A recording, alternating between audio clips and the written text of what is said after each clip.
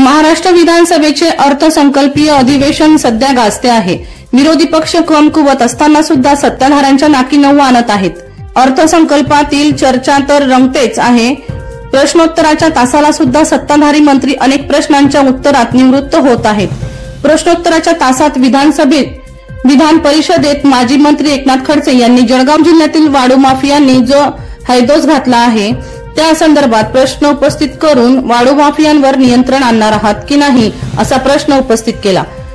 खडसे यांच्या प्रश्नाला उत्तर देण्यासाठी जलसंपदा मंत्री गिरीश महाजन हे आसनावर उभे राहिले असता त्यांनी जळगाव जिल्ह्यातील वाळू माफियांच्या संदर्भात उत्तरादाखल बोलायला हवे होते, परंतु तसे न करता त्याला जबाबदार तुम्हीच आहात। पोलीस इन्स्पेक्टर सादरे यांची आत्महत्या कशामुळे झाली, त्यांची आत्महत्या तुमच्या अंगावर येते असे लक्षात येताच सादरेंच्या कुटुंबियांची सारवासावर तुम्हीच केली ना।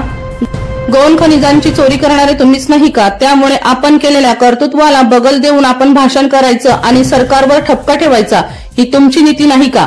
त्यामुळे अशा प्रकारची भाषणबाजी करणे तुम्हाला शोभत नाही असा आरोप गिरीश महाजनांनी विधान परिषदेत केला। तथापि राम मोरे यांनी वैयक्तिक आरोग्य प्रत्यारोप करू नका, मंत्री महोदय तुम्ही खाली बसा असे अनेक वेळा सूचना दिली तरी गिरीश महाजन यांनी आरोपांचा भडीमार सुरूच ठेवला। पोलीस राऊंड न्यूजचे मुख्य संपादक शेखर सोनवणे यांचा रिपोर्ट, नाशिक।